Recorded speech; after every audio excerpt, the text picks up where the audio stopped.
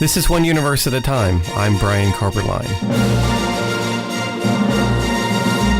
Reduce, reuse, recycle, as the saying goes, or what goes around comes around. On today's show, we have two special guests, Dr. Gabrielle Gaustad, Associate Professor of Sustainability at the Rochester Institute of Technology, and Dr. Callie Babbitt, also Associate Professor of Sustainability at RIT. And we're going to talk about the circular economy. So, welcome both of you to the show. Thanks so much for having us. We're happy to be here. Thanks, Brian. Glad to be here. So you're both backgrounds in sustainability. What are your special areas? Yeah, so my PhD is actually in material science, and I focus on materials mainly at their end of life and understanding environmental impact and economic trade-offs depending on all the paths that they may be taking at their end of life. And hopefully, which we'll get to a little more today, circling that back around to supply and extraction as well. Okay, so Gabrielle's that. Callie, what's your background? I'm a chemical engineer by training, but working now on environmental impacts of emerging technology. So a lot of cool things coming out, nanotech, biotech, solar energy, consumer electronics.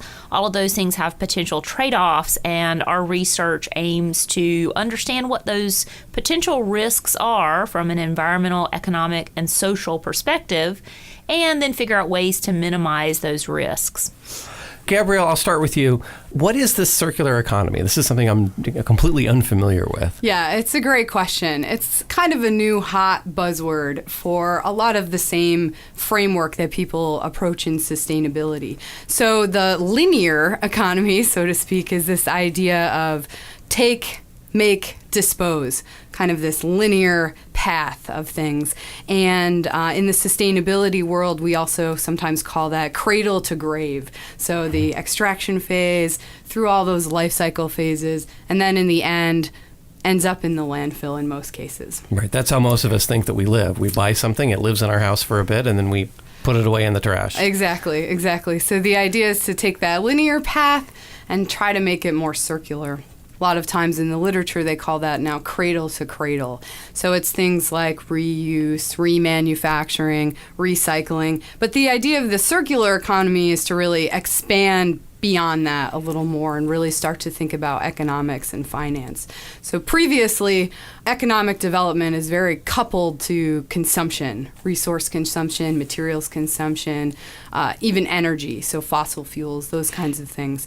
The idea is, can we decouple this idea that economic development is linearly happening with all of this consumption as well. So historically, in fact, if you look at developing nations, they can actually track where they are in development by things like how much cement they use in a year. So those things have really traditionally been very coupled. And the idea in the circular economy is how to start decoupling that. In the sense of decoupling, are you talking about moving away from manufacturing jobs? No, it's the idea is to build circularity into all of those things. So certain things now are becoming more enabling factors to move towards that circular economy. So the fact that the cost of renewables are going down, that might be an enabling factor to say start using renewable energy instead of only the fossil fuel kind of linear energy system.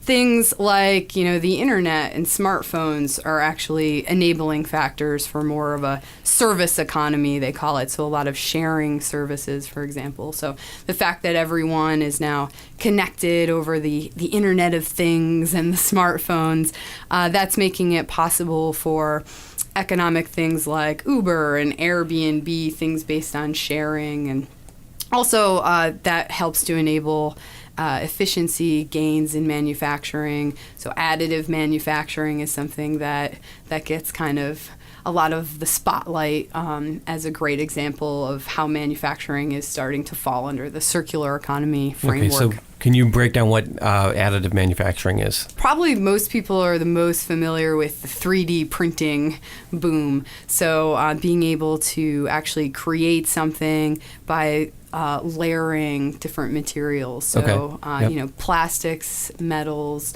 those are probably the most common things that get manufactured that way. But it's a example from this standpoint because people are able to connect. They share plans for building things. There's communities to kind of build them up. There's maker spaces and sharing where people are able to kind of come together and crowdsource manufacturing. Yeah, it reminds me of the old commercial about anti-piracy that says you wouldn't download a car, and the response was, if I could, I would. Yes, and that's now becoming a reality, That's becoming a reality now, yeah. Yep. So, Callie, I know we've talked about recycling before, particularly with renewable products. Is this economy more than recycling? Recycling is one of the strategies that you can employ in a circular economy, but it may not be the first or the best option. In a circular economy, we want to think about how all different paths of materials and products can be put back into productive use to benefit others. One example that I think we've talked about before is electric vehicles. So for an electric vehicle that is powered on a lithium-ion battery, that battery, before it ever hits the recycling plant, could be reused. It could be used in another vehicle, or perhaps it could be used to store solar energy, where you have the energy being generated when the sun is shining and then not at nighttime. So that lithium-ion battery could have a second or third life in a different economic structure before it ever gets recycled. So there's a number of different pathways. Another idea here is that the material from one system could be recycled into another one. And this is what we sometimes call waste equals food. A lot of the circular economy is modeled after biological systems where you don't see a lot of waste. The waste from one organism or the organism itself becomes the food for another. And so we don't have the same idea of waste in nature. So are there lessons that industry and business can actually learn from nature? Whatever the byproducts are, making them available and figuring out what other opportunities there are to use this. Right, and so that's a great opportunity for economic development and innovation. If we do have to, say, burn fossil fuels, what can we do with the ashes and the materials that are left over? Maybe those can actually be converted into a building material, so we don't have to produce concrete or cement itself if you can substitute those materials in. So finding ways to couple businesses together that actually lead to better economic outcomes for them. So the waste from one industry might become the food, so to speak, or raw material for another. It saves disposal costs, it saves raw material costs, and it allows for new business opportunities to be created. Right, it reminds me a little bit of some of the architecture you might see where they'll use recycled bottles and use those for walls, and then you see the glass with concrete or whatever there as kind of a way of building those materials. And in the built environment, you have this extra opportunity to use that not only as a pathway for the material, but also for a learning opportunity for the users. So if you can actually then use a building and a built environment to demonstrate this technology, it educates the people in the space about how, doing a green strategy is not just about the environment, but it's actually about improving their experience, making a more comfortable building, and also saving money. So, Gabrielle, when you're talking about this circular economy, you have the recycling, you're detaching. It sounds like you're detaching the manufacturing from the economy. And I can see where that would be terrifying for some people. The companies, of course, are going to want to focus on, I'm sure you've heard this, the triple bottom line, right? So everyone is getting a good outcome, environmentally, profitability, good social impacts. Right. But, of course, the reality of the situation is, not everyone might have positive outcomes from all those things. So that's one of the key focuses of the circular economy. So positive things for the firm that can come out of some of these systems level frameworks. And it really is a systems level framework, right? So it's not detaching things. It's really trying to take the 3,000-foot view and say what's more optimal for everyone instead of all the actors, marginally optimizing on their own systems. Right. So much more of a global aspect of trying to do this. Yeah, absolutely. So one area that I work in is steel recycling. I have a project right now in that space, and it's really interesting because there's all these different markets that are working together even though they don't know it, right? So there's the automotive market, and when your vehicle's done, there's resale. There's a resale market for the parts that are left in there. There's a resale market for your Hulk that gets smashed up at the end. And then the steel companies have to work on the steel commodity market, which is a global materials market. But then all the other things that come out of your car that aren't steel, like aluminum and copper and your radiators, and there might even be some precious metals. There's now tons of electronics in cars, all the plastics. So all those things actually get separated out, and each of those are sold on their various commodity markets. So, if you're the steel firm, you're probably not thinking about how all those markets are necessarily working together. You're just looking at your kind of whatever's facing you, which are the prices. Right. So the idea is to take a little bit more of the systems framework, raise efficiency for all of the stakeholders, and then you get that kind of triple bottom line at the end. You're listening to One Universe at a Time. I'm Brian Koberlein, and we're talking with Gabrielle Gaustad and Callie Babbitt about the circular economy. Callie, I'm going to be a little bit of a downer here. And when I think of the kind of recycling economy, I imagine, here I have my 1970s car with duct tape on it, holding it together with old recycled wire I pulled from a toy in order to keep the ignition running or something. It doesn't sound like a very positive view of the world. That is one maybe misconception about some of these sustainability initiatives. We're not talking about getting by with less. We're talking about thriving and flourishing using the resources that we're currently wasting right now. So one example, every time that we turn on a light switch and that power comes off the utility grid, only about 30% of the energy contained in that crude oil or that coal actually gets turned into electricity. There's a huge amount that's wasted. What we're talking about here are opportunities to disrupt the current production system at all points in the product life cycle. How can we actually get more out of the resources we're currently using, and then how to reuse them in a productive way? So that's kind of the idea behind this disruptive innovation festival, is coming up with solutions that can actually seek out the most inefficient parts of the life cycle and then come up with really compelling, innovative, entrepreneurial business strategies to make a more sustainable system. So in many ways, this is, in terms of the manufacturing aspect, it's breaking down the barriers. So if I think of a car, for example, I can go to Toyota and I can buy one of 4 different models, and that's it. And you're saying that if you have a broader manufacturing base, if you have more innovation, then you could pick and choose? And there's nothing to say that you might not be able to do that in the future. I mean, I think that there's a lot of really cool opportunities, and some of this is happening at a very small scale. Some of it is about educating consumers and putting the power back to consumers to customize, to design, to take part in their own products and their own sustainability impact. So one great example that I really like to point out is the company iFixit. They've really put a big effort at trying to get users the ability and the knowledge and the skill set to repair their own electronic products. So part of that is crowdsourcing repair manuals. Part of it is educating consumers on which products are the easiest to upgrade and take apart and put back together. And part of it is then putting new tools in the hands of consumers to actually do that kind of repair. We don't have much of a repair culture in the United States anymore because of the linear model that Gabrielle mentioned, sort of own it and throw it away. If we want to actually keep products in use, we're not talking about sort of jerry-rigging and rewiring. We're talking about, can you actually make your product better? Can you actually customize it? Can you make it where you have a stronger emotional connection to it because you've taken part in its recycle and repair? And by doing so, extend its life a little bit longer and keep it out of the landfill.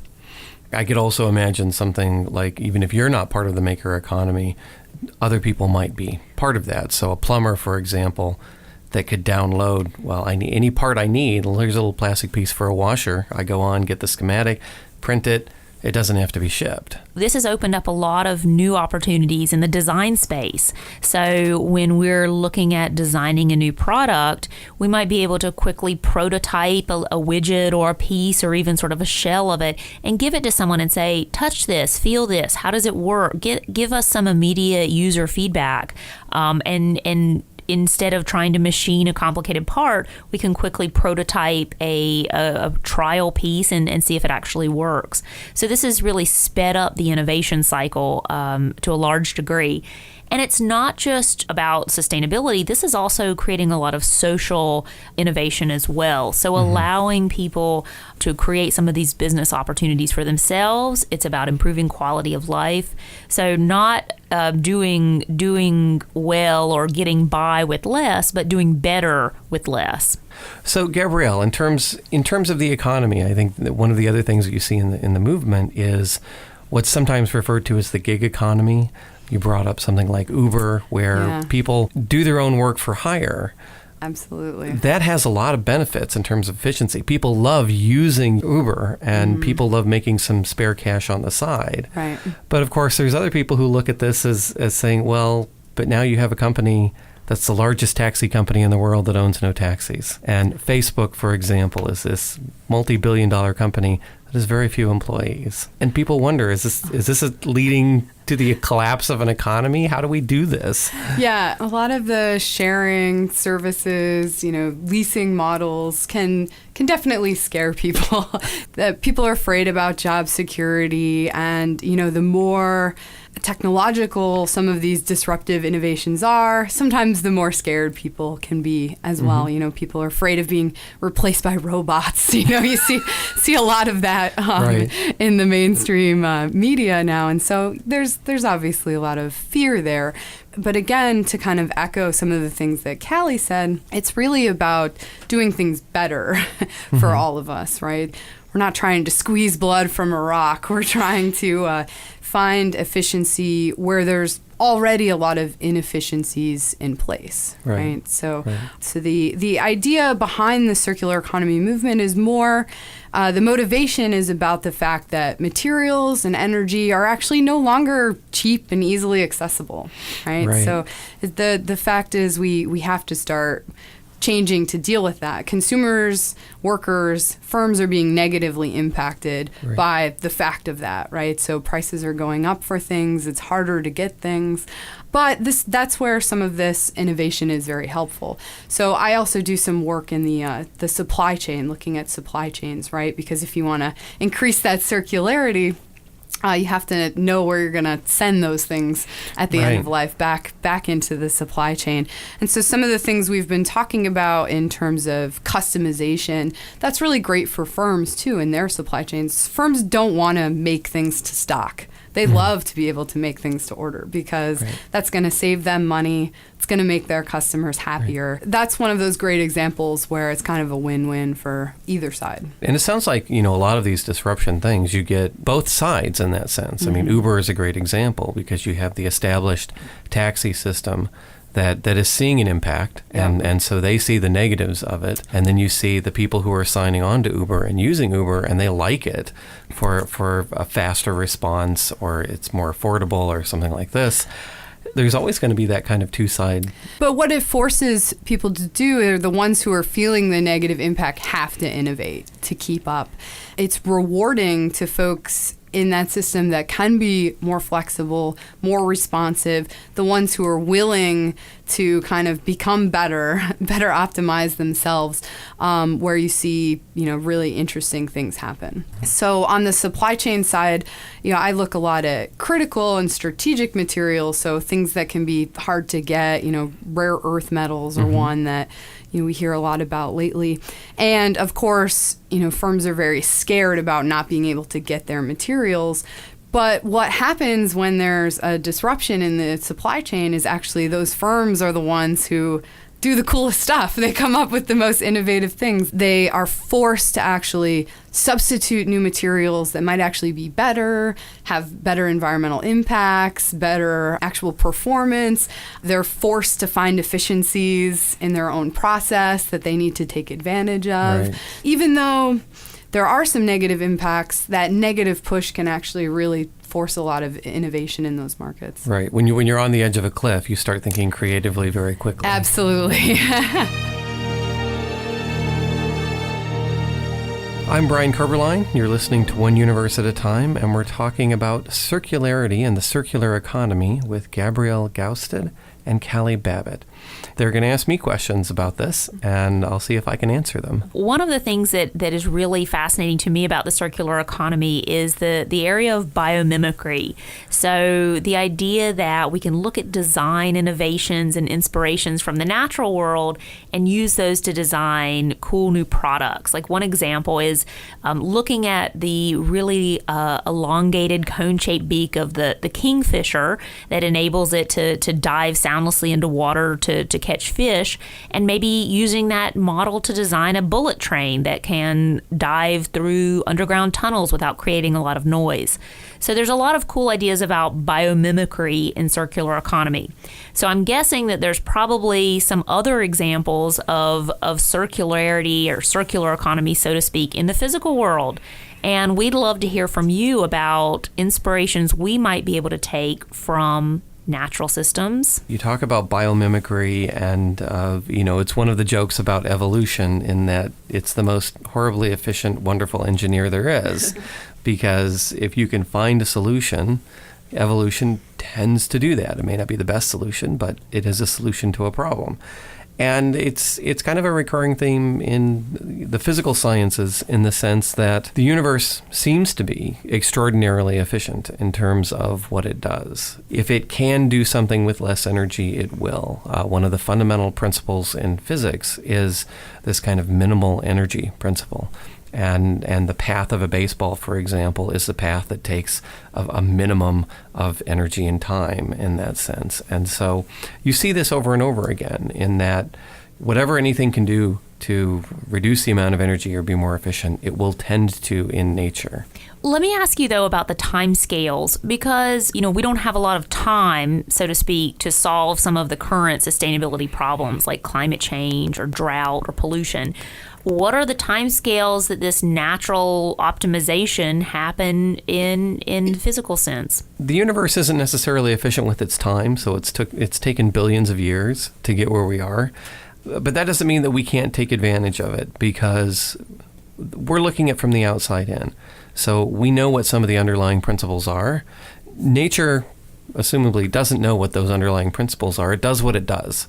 And so if we can look at how nature does what it does and why nature does what it does, we can take advantage of that. One example would be using computational evolution to solve problems. So if you want a design, you can write code that will randomly try different things, and then whatever works minimally, kind of computer breed those to create offspring that are similar, and keep doing this in an iterative process. And they've done this in engineering to solve several problems. You see this with neural networks, for example. You see this with some self-walking machines that you try and build a walk cycle. And you can do this using evolutionary principles. It doesn't take billions of years because it's on a computer. That's a great example. We have a colleague who applies these genetic algorithms to optimize the power grid. So it's an interesting example or takeaway. Yeah, that's a perfect example of how we can use that. Are there any other cool examples of recycling in on Earth or in space that we could look at? Well, I mean, one of the things that is almost become a truism at this point, is that we're made of star stuff. And, the universe recycles everything in that sense. Stars that consume and die explode, they become new stars and planetary systems and so forth. And in fact, it's not just that we're built from the material of other stars, but that the transformation of its use actually becomes central to what we are and how we're made, because the iron in our bodies and the carbon in our bodies come from the fusion of stars. Stars have to use and consume hydrogen in order to be produced. So it's not just that, we're made of star stuff. It's that we're made of the waste of stars, what became detrimental at the end because there wasn't enough hydrogen, that it used up everything that could be used, then became an explosion. And what was waste for the star becomes central to life on Earth. We need carbon, nitrogen, and oxygen. And the only way it's made is by the byproducts of stars. So it's a lesson in that recycling, and that it's not just simply moving things in a circle forever and ever, but actually taking advantage of the transformation of the material as it goes along. That's a really good example, and I think it really attests to the need to sort of design in circularity in the industrial sense. Most of the reuse and recycle projects that we see now are less than optimal because it's a product being used for something it wasn't designed for, or a material that's been somehow downgraded in the recycling. If instead we look at it from the beginning in the way that you mentioned and say, how can we actually design this material to perform optimally? So how do we make these secondary uses reliant on the generation of the waste material to start with? And there's, I think, a lot of great examples of that in waste to energy, even in industrial sense, using food waste, for example, as an energy source. So a lot of the circular economy principles we've been talking about rely on disruptive innovation. And that's actually the theme for this, think differently, or think diff, for the circular economy. What are some of the disruptive innovations in the physics domain and in astronomy that we can look at as technological models for inspiration? I think probably the biggest disruption that you see now in astronomy and physics would be the rise of what we would call big data. So when you have, say, for example, a telescope that's doing a sky survey, you'll get terabytes or petabytes of data that's just constantly downloaded. And most of these tools, in terms of big physics and big astronomy, they're gathering massive amounts of data. The interesting thing that astronomy does, at least, is they put this out on the public domain, so it becomes accessible to everyone. And that's actually part of the model that's transforming in astronomy, is to actually put more and more of this data out there. And one of the things that we found is, even though you're gathering data for a particular purpose, if you put the data out there, someone will take advantage of that data to do something innovative.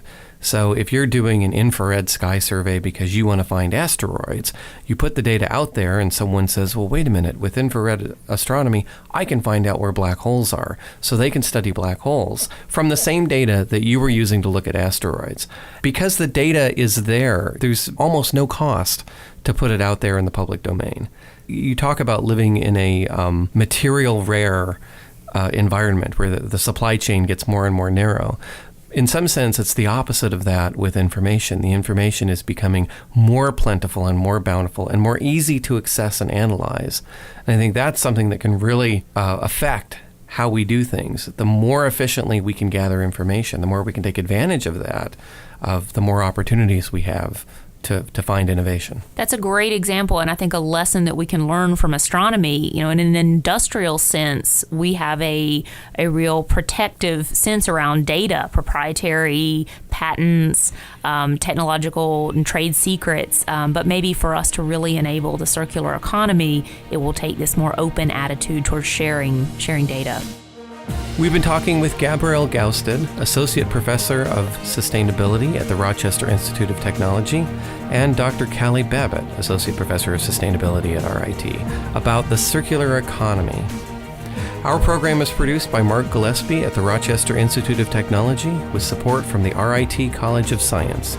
I'm your host, Brian Koberlein. Thanks for listening to One Universe at a Time.